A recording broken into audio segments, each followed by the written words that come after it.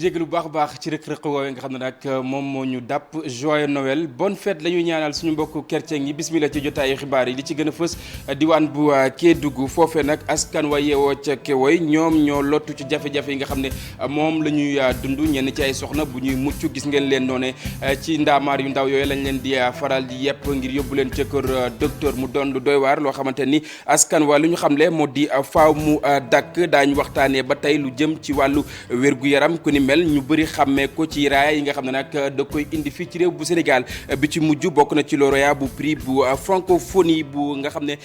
académie française moom moo ko jagleel moom professeur Daouda Ndiaye xam ngeen ne moom mooy chef bu service parasitologie pharmaceutique bu faculté médecine pharmacie ca ak itam déontologie ca odontologie ca université Cheikh Anta Diop bu Ndakaaru daañu amal ak moom waxtaan wu yaa ci prix yi nga xam ne nag jagleel nañu ko mu daal di ko indi fii ci réew bu Sénégal wàllu mbas mi itam daañu ko waxtaan ak moom daañu waxtaan fii ci réew bu Sénégal fa nga xam ne nag moom moo di cër yu Ngarandu Diouf foofee nag bâtiment woo xamante ni ma nga fa màggataay ba jéggi na dayoo nga xam ne nag moom boobule makkaan boobaak léegi mi ngi topp ñi nga xam ne nag ñoom ñoo di ñenn ci locataires yi nga xam ne nag ci la jamono bañ nañ lànk ne duñu fa jugee moomay nga di gis nag muy daal di artu leneen loo xamante ni di ngeen ko dund bés ni ki tey mu doon ñi nga xam ne nag ñu bëgg lool wàllu làmb di jàkkaarloo Ama Baldé ak itam Modou Lo ni ki tey ji fa nga xam ne moom moo di ci arène nationale waaye mel ni ñi nga xam ne nag ñoom ñoo dëkkee ca Wegga rawatina quartier Daaru ñoom ñooñee nag jamono yi nelawatuñu ba yandoor ndax itam jafe-jafe yi nga xam ne dañ koy am saa yu làmb amee wala bokk face à face mbokk yi tënk yangoog léegi ma dikk ñu faram fàccee.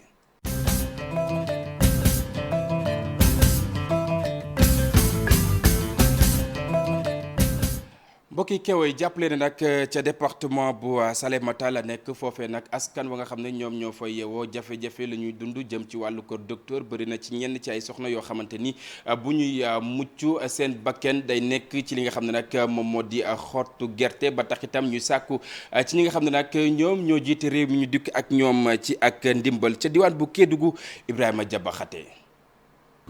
ci ay moto tricycle la askan wi di yeewu fale ci commune bu Kewoy di évacuer seen malade ci centre de santé bu Salémata jigéen yi woon lor sax ñi amee ay complications prénatales ci biir moto yooyu lañ leen di référé li waral situation bi ni mel mooy ñàkkum pont buy relier commune bu Kewoy ak li des ci département bu Salémata moo waral ba ambulance mënu faa dem pour jël si malade yi. dañoo sonn soo amee benn femme bu war a accoucher sax duñ ko mën a jàllale comme kii par exemple kii day matu ñëw ba fii duñ ko mën a jàllale même su fekkee ambulance bi jóge na fële duñ ko mën a jàllale dañoo sonn trop. am na ay jigéen yu bari ñoo xamante ne ñàkk nañ seen bakkan fii duñu mën a traverser ñoo ngi sàkk ndimbal nañ ñu jàppale pour ñu defar ñu pont bi parce que sonn nañ trop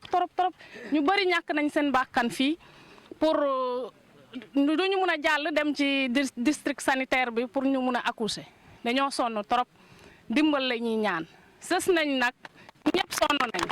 waaw. situation bi ni mel moo merloo askan wi di yeewoo fële ci commune bu Kewoy bu ñu génn amal dox ñaxtu pour wane seen naqar ci ay te ñàkk nañ fi ay nit du benn du ñaar 2004 ñeenti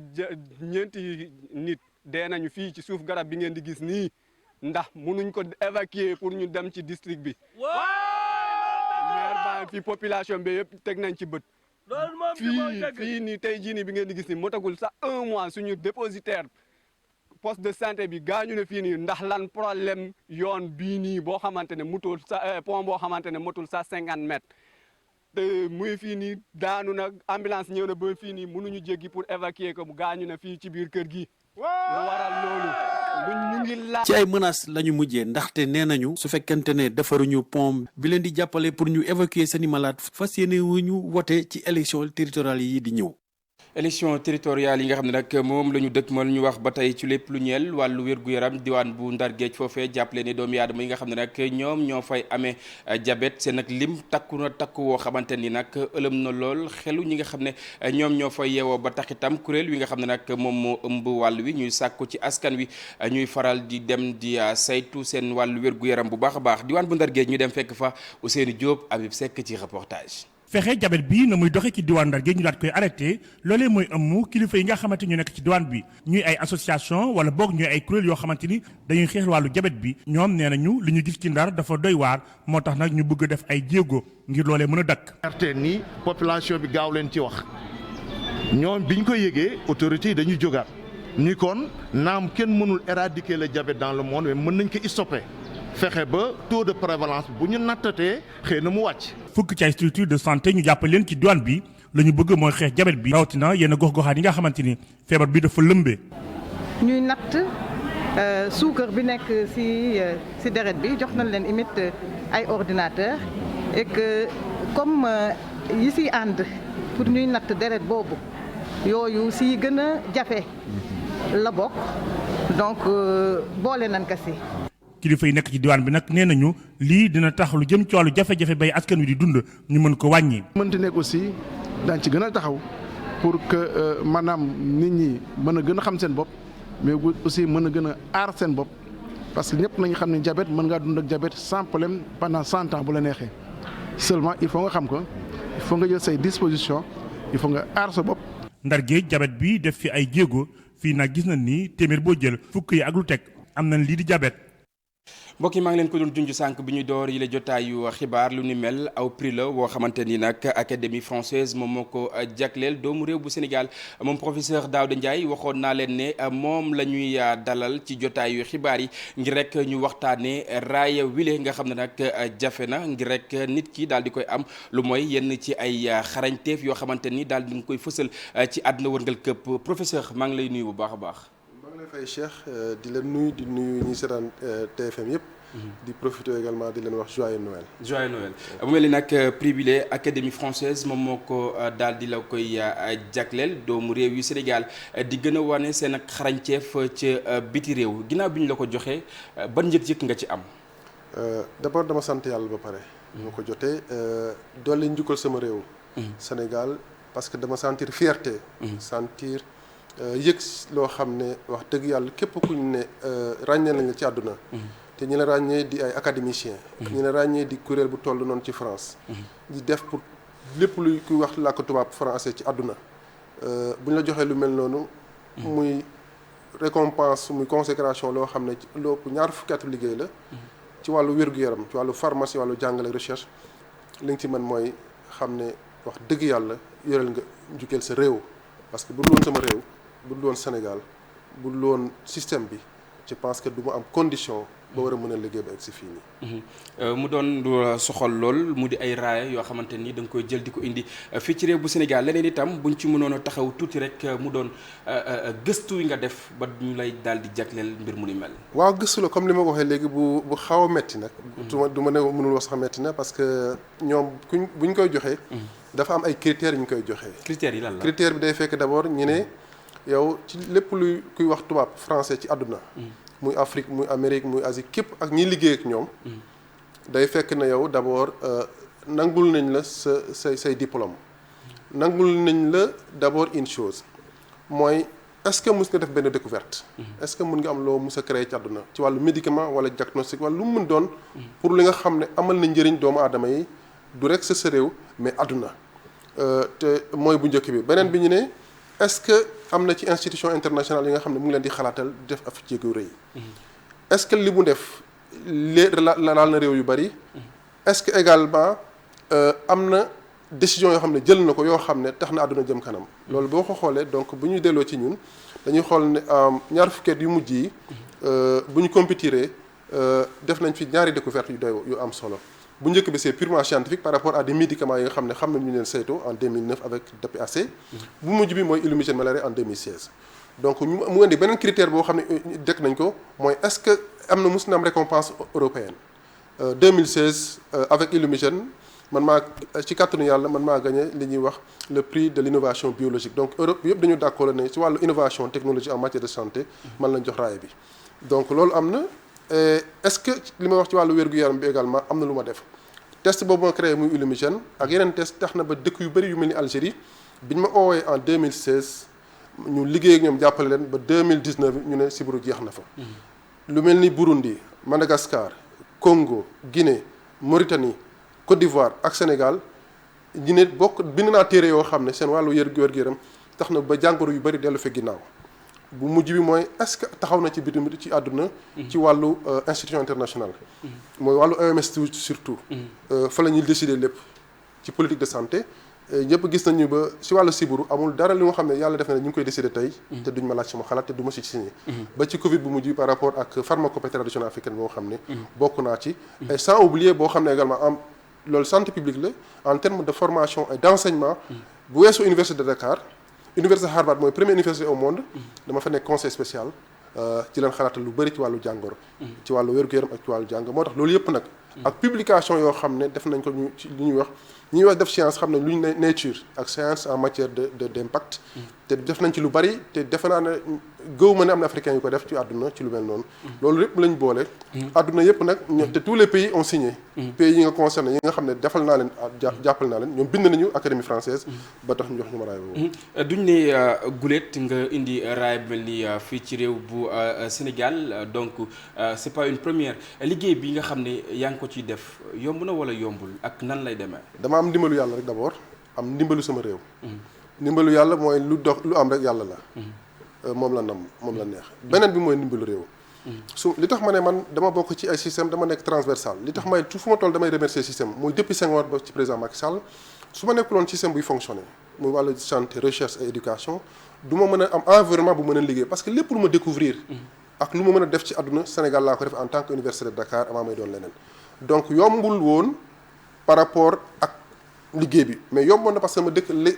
réglementé nañ ko te yombale nañ ma lépp pour ma mën ko liggéey waaye li ci gënoon dis également les moyens xaalis bi te ñëpp xam nañ ne recherche dafa laaj alal ju bëree bëri gouvernement bi dina jàppale mais ñëpp xam nañ nos pays africains amuñu assez de moyens pour jàppale recherche comme il le faut et d'ailleurs même dans les pays africains européens américains man dama fay liggéey ci lu bëri ñoom grant yi ñoo leen di dimbali c'est pourquoi man dafa am dëkk boo xam ne lu mel ni Amérique wax dëgg yàlla jàppale nañ ma depuis 20 ans lu ma liggéey ci recherche buñ ne jot naa ñaar ñoo ma ko jox te loolu mën naa am peut-être que ñeneen ñi amuñu ko moo tax amuñu boobu aussi benn possibilité boo xam ne tey am nañ ko mais yombul woon mais yomb na parce que bunt yu ubbeeku woon na ba ñu mën a liggéey lu mel nii bunt yu ubbeeku ba nga mën a liggéey lu mel ni jamono yi défi yi lan lay doon défi yi mooy maintenant jouer un rôle de panafricaniste mooy damay dépasser affaire u Sénégal mooy li nga xam ne am nañ ko ci tund bi ci wàllu Afrique li ma defal Chine bi ba passé mooy ñu ne est-ce que am na ku war a mën dem Chine et certifié ko ne jàngoro ji jeex na fa te seen système de santé def na au mois de juin loolu léegi te c'est difficile ñu mel noonu ñu koy am ci àdduna lu mel ni au moins pays africain xam ne seen doole jotul seen ginnaaw au moins am nañ seen doomu réew boo xam ne fi nga xam ne fa la ñuy defee conclusion yi fi ñuy valider mooy li ñaan la jury fi ñuy décider parce que académie française ci wàllu ñun ñuy nekk ci wàllu tubaab bu ñu jëlee da ngay dégg ñu ne le conseil scientifique dañuy jël les experts les conseils scientifiques ñoom dañoo regrouper ce qu'on appelle des sommités ak des prix Nobel anciens yoo xam ne ils sont indépendants ñoom ñooy décider bu demee ba ñooñ donc ñu xam ne léegi ci ñi nga xam ne ñooñ ràññee ci àdduna yow jot nga prix boo xam ne de gëm nañ ne àdduna gëj nañ ko am mooy lépp lu ñu gis ne si signature ngi te nga bokk ci ñoom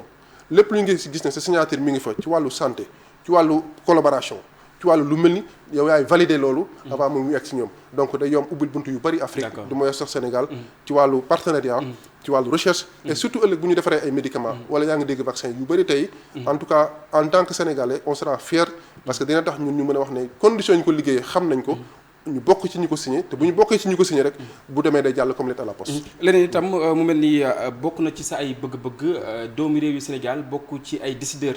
ci li nga xam ne moom moo di àdduna wërngal këpp fii ci réew mi wàllu formation wala ngeen xiirtal ndaw ñi ba ñoom ñu mën a def lu ni mel di indi ay raaya ci réew mi ndax itam doon loo leen taxaw. waaw taxaw nañ ci d'ailleurs commencé nañ ko. prix bi ñu ko jotee ay weer la ci ginnaaw. dañ koy soog a jot ci loxo tubaab bi. donc bi ñu ko jotee ba léegi. mën naa wax ne lu bëri am nañ ko ci wàllu ouverture am na centre bu ñuy créer un centre génomique je pense que commencé na te bu ñu xoolee centre boobu tey ba bi muy ubbi rek tubaab bi defe naa teg nañ seen loxo pour ne ñoom ñoo koy financer donc xale yoo nga xam ne tey ñoo doon war a tukki bitim réew di dem jàng ji recherche di fay ay alal seen waajur yi amuñu lu bëri Sénégal mu ngi def mais mënut a def lépp xale yooyu tey yëpp di ngay mën a jàppale ak bépp chercheur boo xam ne mi ngi Sénégal Afrique tey di nga mën a di nga leen mën a jàppale ci lu bëri ci pour ñu mën a accéder ci yenn plateforme yi également ñu accéder même sur le plan des décisions parce que tey bu ñu bëggee dugg ci benn kuréel je pense que fooy dégg ñu naan la booy wut liggéey dañ naan la wutal lettre de recommandation je pense que tey ci kattanu yàlla dañ mën a war a dimbali ay doomu aadama ay chercheurs ak ñu mën leen pour defal leen ay lettre de recommandation yoo xam ne bu ñu xamee gëm lu baax lu fi ñuy liggéey noonu la te noonu la ñun mën nañ ko jàllale defal leen ko ba tax seen buntu également ñoom aussi dina mën a ubbeeku. pour rappel prix bi 15 décembre la woon fukki fan ak juróom ci weeru décembre ca diwaan bu France waaye itam boo fi nekkee daañu waxtaanee lépp lu ñeel wàllu mbas mi fii ci réew bu Sénégal jamono yi ñuy waxtaanee lépp lu soxal wàllu 4e vague nees mën a def ba daal di dakkal lawteefuk variant bi lee di Omicron. gis nga déjà boo xoolee balaa ma ñëw ci lafto boo xoolee li gars yi ragale woon variant boobu muy Omicron gisoon ne moo gën a gaaw delta bi c'est vrai moo gën a gaaw wàlle mais delta bi dafa amoon chance boo xam ne Omicron amu ko mooy dafa fekk woon vaccin bu taxaw de façon claire wala ubbeegul woon te jëlaguñ ko woon ba tax moom lawam Omicron moo gën a gaaw ci wàllaat bi mais malheureusement pour moom dafa jàkkaarloog ay vaccin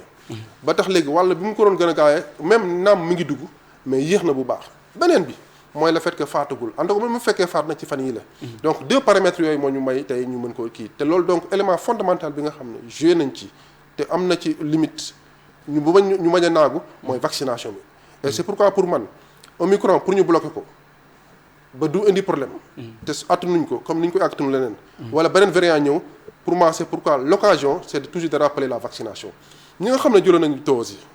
war na 1 at ñu dem jëli seen 3e dose ñi nga xam ne jëlaguñ ñu ñëw jël parce que loolu mooy li nga xam ne tey moo àdduna tugal laa jóge 2e dose bi dem jëli seen 3e maintenant am na ñoo xamante ne ba tey amuñu sax dose wu njëkk c'est ce que je dis moo tax ñooñu dañoo war a dem jël vacciné wu parce que il faut pas ñu nëbbante suñu biir ñu waxante li am li tax Omicron bi sonal gaaw am doole te faatul kenn sonalul parce que fi mu gën a bëree mooy fi ñu xam ne vaccin yi doo demee ñu mel ni tugal fooy dugg dañ la laaj carte sanitaire passe sanitaire boo ko amul doo mën a def donc loolu pour ñu mën ci egg Sénégal xamuñu fu muy am mais li ñu bëgg mooy nit ñi dem vacciné wu ji ñu mën a jëleegul ñu daw jëli ko parce que nag balaa nga xam ne comme am na fi fu mu toll vaccin yi balaa muy périmé wala muy indi problème ñu daw jëli ko pour ñu mën a barrer la route à Omicron wala 4e vague. merci beaucoup. merci beaucoup mu nekkoon ki nga xam ne nag moom moo di professeur Daouda Ndiaye moom mooy chef bu service parasitologie pharmaceutique bu faculté médecine ak itam pharmacie d'odontologie ca université Cheikh Anta Diop bu Ndakaaru ñu doon waxtaanee lépp lu soxal prix wi li nga xam ne jot na ko mu nekk lauréat bu prix bu francophonie nga xam ne nag académie française moom moo ko jagleel doomu réew bu Sénégal wi li nga xam ne nag ñu ngi doon sekk ak moom waxtaan leneen loo xamante ni junjoon naa leen ko bi ñu door yi lay jotaayu xibaar aw taax woo xamante ni nag jamono yi la des mu mag bu bariwul ba tax itam ka nga xam ne moom moo di borom makkaan wa moom mooy sàkku ci ñi nga xam ne nag jamono yi ñoom ñoo fa nekk di fa denc seen ay nelaw ñu di ay locataire ñu daal di rek génn foofee laata jiyee di am lu ni mel ma nga rek nekk ca rue Ngalandou Diouf diwaan bu Ndakaaru Modou Fall ci reportage. boo dee xool risque bi yéeg na trop ci bâtiment bi nga xam te ni ëppal na juróom benn fukki at mu xëy rek daanop bis moonte day ñu ëpp ñu dëkkoon ci bâtiment bi lay génn nañu bu weesoo ñaar ñi nga xamante ni dañoo bañ kenn ki nekk ci premier étage ki ci des ñu nekk ci rez-de-chaussée bi borom kër gi xamatul fan lay teg tànkam mu ngi ragal lekk bis jot kon bâtiment bi daanu gaañi nit. C'est un problème de sécuriser. problème bi problème mu sécurité la surtout nit ñi nga xam te ñu ngi romb ci suuf immeuble bi boo leen ko gisee nii xam ngeen ne lii danger public la am nañ nag autorisation bi ngir kon daaneel ko daal di koy tabax waaye ñii bañ a génn tax na rek nga xam te ni perte nañu temps bu bari te lii nag faaw ñu jeexal ko daaneel immeuble bi. Faut qu'on en termine avec cette histoire. tey jii bëgg-bëggam moo di fexe ba ñu daaneel bâtiment bi daal di koy defaraat nu mu gën a gaawee. J'ai eu les autorisations depuis plus que 1 an. am naa autorisation bi am na at waaye mënuma fexe kon ba ñëw tabax ndax yenn ci locataires yi nga xam te ni ne nañ bëgg ñu génn boo dee xool jaar nañ ci ay procédures yu bëri sous préfet bi ci boppam jox na leen ay sommation waaye ñoom bëgguñu génn te lii nag daf ñuy gàllankoor waaye itam gaañ ñi nga xam te ni rek ñooy faral di romb da ngay seen xeer yi di daanu. C'est très dangereux. waaye bëgg-bëgg boobu lay mujj la antu ndax ñenn ñi dëkk ca bërëb ba dañoo bañ a génn lu waral li ni mel. lenn la. moom këram moom moo xam li mu bëgg a def ci këram y a pas de problème mais ñun ay locataires lañu daf ñu loué ñun ñoo ngi fii dañoo réclamer quand même mu tegal ñu ci yoon tegal locataire ci yoonam locataire ci dëggam locataire ci yelleefam nag ko jox. ki nga xam te ne moo fa nekkoon di garder immeuble bi moom jàpp ni yenn yi xaru la sax. parce que fi mu toll nii immeuble bi dafa wóoratul parce que étage bi fi mu toll nii li si kaw dara baaxatu si te actuellement fi mu toll nii wóoratul pour nit nekk fi quoi parce que mën na fi indi loo xam ne kenn xamul fan lay jóge. fàttali nii yëfi kon mu ngi ci table justice bu weesoo nag ay sommation yi nga xamante ni sous-préfet bu Ndakaaru daal ne koy jébbal ña fa dëkk waaye ba tey yëf yi évolué wul benn yoon bâtiment ba nag mu ngay wéy di wadd nànk-nànk. Modou leneen loo xamante ni nag askan wi ñu ngi wëy ne du fi dale benn yoon mu di daganal borom ñaari tur yi xam ngeen ne boobaak léegi bëri na ci askan wi ñoo xamante ni nag ñu ngi ci addu bu baax a baax moo xam ñu yëngu ci wàllu diine wala bokki député ki lee nga xam ne nag nekkoon na fi jëwriñ ji nga xam ne nag moom la ñu dénkoon wàllu biir réew moom Aly Ngouille Ndiaye la mu xamle mu di nag ca pencum ndaw réew ma foofee nag ñu nga doon def kéem kattan ba lu ni mel du mës a dagan fii ci réew bu Sénégal ñu teewlu ay kàddoom ci micro Mamadou Moustapha Ndiaye. loi bi ñuy wax ci affaire criminaliser homosexuel xam nga des fois nag ñi nga xam ne ni comprendre luñ surtout ñu comprendre lu trop ci terme juridique yi mën leen réeral parce que xam nga bu fekkente ne dañ ne lii crime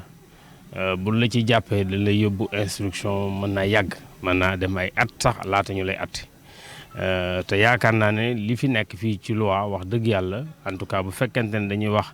li mën a xew ci diggante góor ak góor wala jigéen ak jigéen te ñu tere ko ñu xam ne l'islam tere na ko moral tere na ko am nañ loi yoo xam ne ñi ngi fi déjà te mi ngi koy punir bu doy kaso yi bari na ay nit maanaam fees na la bari ci la ko feesal am na ci xale yoo xam ne yii dañ doon tux yàmba waxuma nag dañ ko war a daganal du tout waaye tux boobu rek tax ne bu fekkee ne dañu bett ci ngay tux ngeen tux benn juin wala ñaari juin ñu daal di lay jël yóbbu la ci kaso tëddal la fa ay at yaakaar naa ne am na yeneen solution yoo xam ne yu du loolu te donc malheureusement nag criminalisation moo tax bu leen jàppee noonu rek la ñuy def te mënoon nañ ko bañ a def mais la vérité mooy tey fii loi bi toll xam nga réew moo am na yoo xam ne boo ko ci waxee rek kenn ku nekk dal di jóg ba tax nit ñi dañuy ragal a wax mais man jàpp naa ne waruñ koo ragal a wax. am na yoon yu fi ne ku fi def lu naka su du noonu yoon yi fi nekk déjà punir na ko. waaw charte non violence bi moom c'est vrai que déjà baaxoon na nit ñi yëkkati ko waaye gëm naa li ci ëpp solo mooy li ñuy pratiquer du sax lu ñuy bind parce que mën ngaa bind ne du ma def dara loolu lépp boo ko naree bind mën nga ko bañ a bind te doo ko def donc am naa yaakaar ne élection bii ñu jëm léegi li ci def matatul. mbokki leneen lu ma leen doon junju bokk na ci arène nationale ni ki tey ji nag ay civili sënkam ñoo des ci janoo yi nga xam ne nag Ama Baldé Modou Lo war nañu ko amal mu ñeel aw laale waaye mel ni ñi nga xam ne ñoom ñoo dëkkee ca wegga nag jamono yi nag seen ab xel dalul benn yoon ndax itam yenn ci ay jàmmaarloo yoo xamante ni dañ koy faral di nemmeeku ca foofee nag moom moo tax nelawatuñu ba yandoor te itam bëgg nañ koo xamante ni nag dina leen si dimbali bu baax a baax ngir rek ñu mën a moyu bépp jëya mbokk yi fi la ñuy jaar buural jotaayu xibaar yi dig daje ak rédaction bu télévision Futurs Médias mu mel ni nag Sara Cissé dina fi teew ngir jukki leen xibaar yi ci kàllaamay tubaab lu mooy loolee tam ma jox leen daje ëllëg incha allah ci xibaar yi 13h fii ci télévision Futurs Médias joyeux Noël bonne fête la ñuy ñaanal suñu mbokk